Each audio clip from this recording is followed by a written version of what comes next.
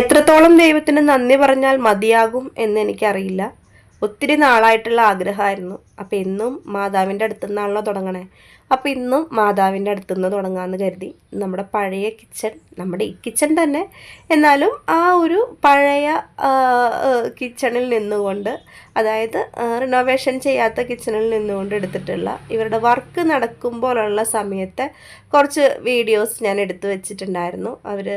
നമ്മൾ രാവിലെ തന്നെ ഒരു 4 മണി 5 മണി ആകുമ്പോൾ തന്നെ എഴുന്നേറ്റ് കിച്ചണിലെ സകല ജോലിയും, അതായത് കുക്കിംഗ് എല്ലാം കഴിഞ്ഞ് നമ്മൾ 8 മണി 8:30 മണി ആകുമ്പോഴത്തേനും നമ്മൾ മാറി കൊടുക്കണം. കൊച്ചിയിൽ നിന്നിട്ടുള്ള 2 പേരാണ്, മനുവേട്ടൻ്റെ ഫ്രണ്ട്സാണ്. അവർ 3-3.5 ദിവസം കൊണ്ടിട്ടാണ് അവർ വർക്ക് വളരെ വേഗത്തിലാണ് നമുക്ക് ചെയ്ത് തന്നത്. അപ്പോൾ ഇതാ ജോക്കൂട്ടന് പരീക്ഷ ഇല്ലാത്തതുകൊണ്ട് അവനെപ്പോഴും ഇവരുടെ കൂടെ തന്നെ ഇങ്ങനെ ഇടയ്ക്ക് വന്നും പോയി നോക്കി ഇവരുടെ പണികളൊക്കെ കണ്ടും ഒക്കെ ആയിരുന്നു. അപ്പം നമ്മുടെ ഒരു കിച്ചൻ്റെ പണ്ടത്തെ ഒരു അവസ്ഥ ഇങ്ങനെയാണ്. അപ്പം നമ്മൾ കുറച്ച് നാളുകളായി വിചാരിക്കണം ഒന്ന് മാറ്റിയെടുക്കണം. അപ്പം അതിനുള്ള സമയവും സന്ദർഭവും എല്ലാം ഒത്തു വന്നപ്പോഴത്തേനും നമ്മൾ അങ്ങനെ അതങ്ങ് റെഡിയാക്കി എടുത്തു. അപ്പോൾ അത് അവർ ഫിറ്റ് ചെയ്യാനുള്ള കാര്യങ്ങളെല്ലാം ചെയ്തിട്ടുണ്ട്. ഈ വർക്ക് ചെയ്തത് ജെയ്സനും റിയാസും കൂടിയിട്ടാണ്. അപ്പോൾ ഞാൻ അതിൻ്റെ ഫോൺ നമ്പർ ഇവിടെ താഴെ വെച്ചേക്കാം. നിങ്ങൾക്ക് എന്തെങ്കിലുമൊക്കെ ചെയ്യാനുണ്ടെങ്കിൽ നിങ്ങൾക്ക് അഫോർഡബിളായിട്ടുള്ള റേറ്റിന് അവരത് ചെയ്തു തരും. അപ്പോൾ ആവശ്യമുള്ളവർ കോണ്ടാക്റ്റ് ചെയ്യുക കേട്ടോ. അപ്പോൾ നമ്മുടെ കുട്ടി റാക്കൊക്കെ അഴിച്ചെടുക്കുകയാണ്. നമുക്കിത് നമ്മുടെ ബെഡ്റൂമിൽ ഞാനത് ഫിറ്റ് ചെയ്യിച്ചു കേട്ടോ.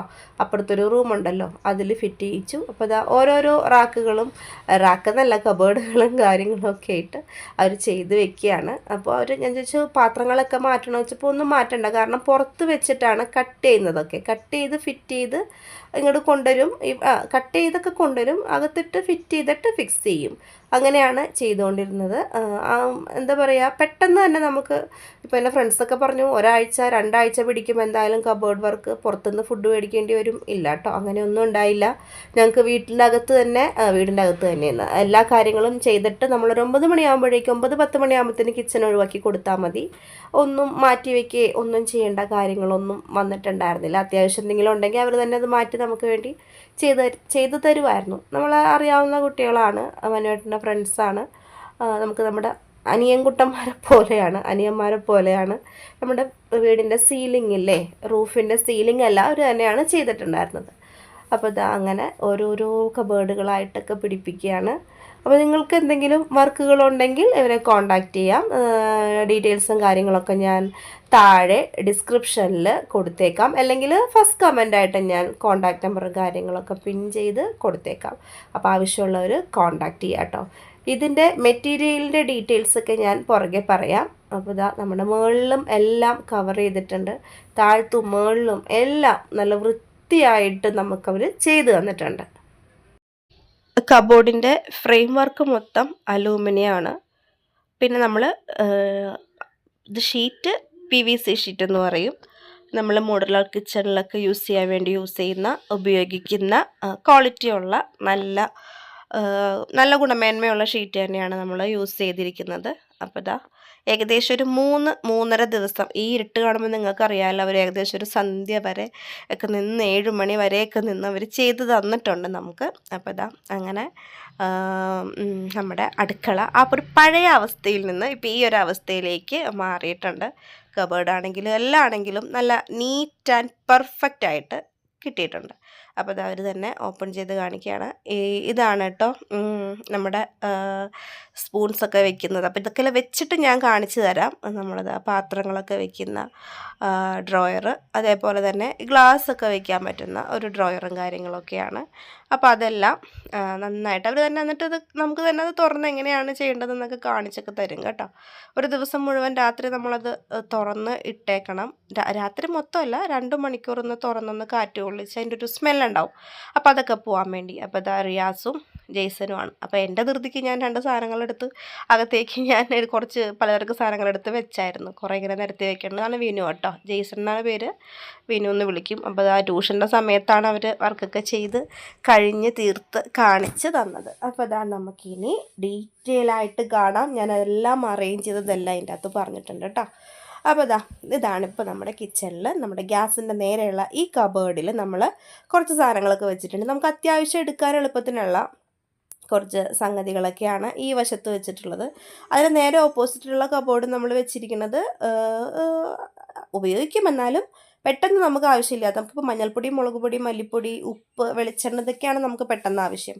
അപ്പോൾ അതെല്ലാം നമ്മളിതാ ഈ ലെഫ്റ്റ് സൈഡിലുള്ളതിലും പെട്ടെന്ന് നമുക്ക് ഉപയോഗം അങ്ങനെ എടുക്കാൻ പറ്റാത്തത് റൈറ്റ് സൈഡിലൊക്കെ ആയിട്ടാണ് വെച്ചിട്ടുള്ളത്. പിന്നെ ഇതാ താഴത്ത് നമ്മൾ ഇതേപോലെ കബോർഡുകൾ വെച്ചിട്ടുണ്ട്. പിന്നെ നമുക്കൊരു ഗുണം എന്താണെന്ന് വെച്ചാൽ, നമ്മളന്ന് മേടിച്ച മീഷോയുടെ ആ ഒരു 5 ചവിട്ടിയില്ലേ, അതിൽ നിന്ന് കറക്റ്റ് നമ്മുടെ ടൈലിന് മാച്ച് ചെയ്ത്, അല്ലെങ്കിൽ ഈ കബോർഡ് വർക്കിന് മാച്ച് ചെയ്ത് ഒരു പച്ച കളറിൽ 2 ചവിട്ടി നമുക്ക് കിട്ടിയിട്ടുണ്ട്. അത് നല്ല പെർഫെക്റ്റ് മാച്ചിങ് ആയിരുന്നു. അപ്പോൾ എന്തോ ഒരു ഭാഗ്യമാണ് നമ്മുടെ ടൈലിൻ്റെ ഏകദേശം സെയിം, ഏകദേശം എന്നല്ല ഓൾമോസ്റ്റ് അല്ല, 1% മാത്രം ഇച്ചിരി ഒരു വ്യത്യാസം ഉണ്ടെങ്കിലേ ഉള്ളൂ. അപ്പോൾ അങ്ങനെ നമുക്ക് ടൈലിനെ തന്നെ മാച്ച് ചെയ്തിട്ട് കബോർഡിൻ്റെ ഷീറ്റും കാര്യങ്ങളും എല്ലാം നമുക്ക് കിട്ടിയിട്ടുണ്ട്. അതേപോലെ തന്നെ 2 പച്ച ചവിട്ടിയും കിട്ടിയിട്ടുണ്ട്. ഇപ്പോൾ നന്നായിട്ടില്ലേ?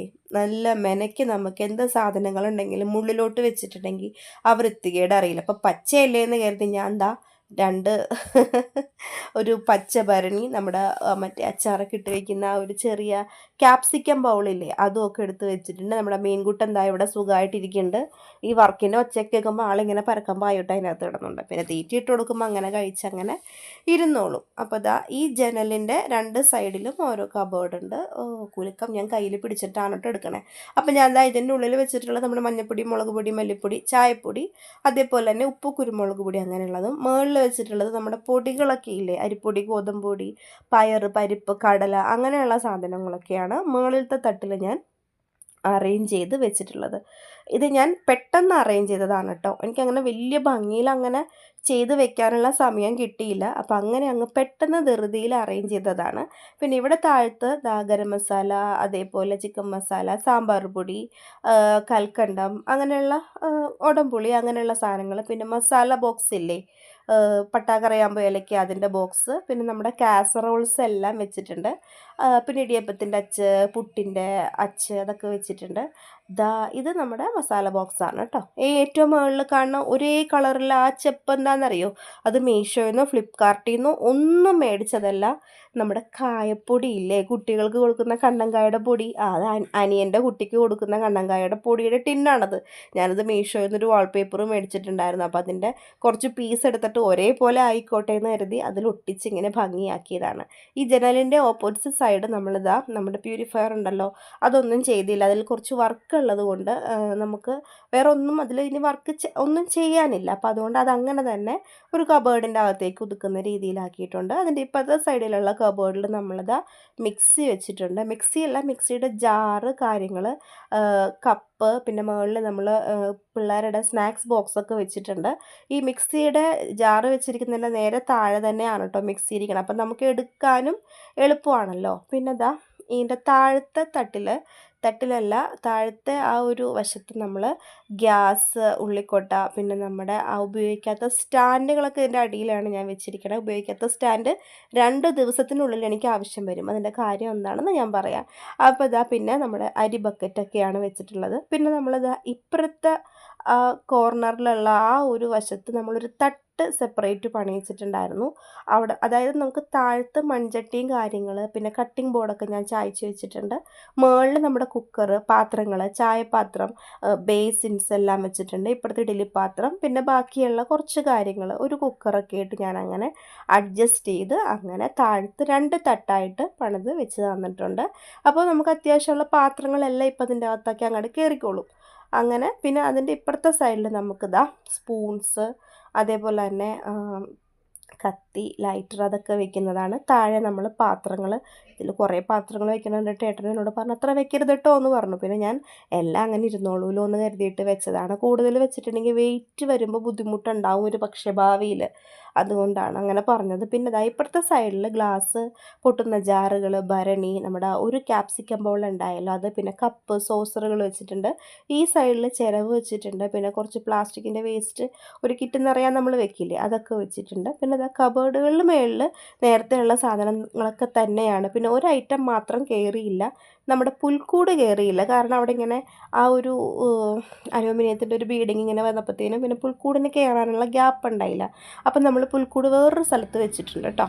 അപ്പോൾ ഇതാണ് ഇപ്പോഴത്തെ നമ്മുടെ ഒരു കിച്ചൻ്റെ ഒരു ഒരു ഒരു ഒരു അവസ്ഥ.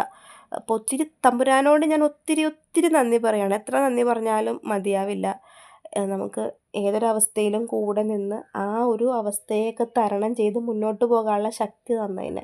പിന്നെ നമ്മുടെ ബാക്കിയുള്ള സ്പേസ് ഇങ്ങനെയാണ്.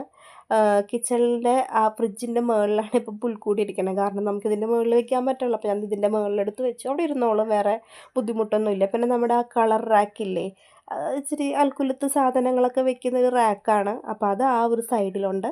ഒത്തിരി സ്പേസ് ഇപ്പം നമുക്ക് കിച്ചണിലുണ്ട്.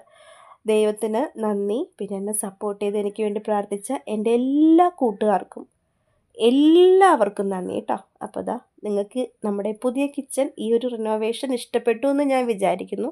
ഇഷ്ടമായെങ്കിൽ നിങ്ങളുടെ കമൻറ്റ് ബോക്സിൽ നമ്മുടെ കമൻറ്റ് ബോക്സിൽ നിങ്ങളുടെ അഭിപ്രായങ്ങൾ രേഖപ്പെടുത്താൻ മറക്കരുത് കേട്ടോ. അപ്പോൾ എല്ലാവർക്കും ഒത്തിരി ഒത്തിരി സ്നേഹത്തോടെ താങ്ക് യു.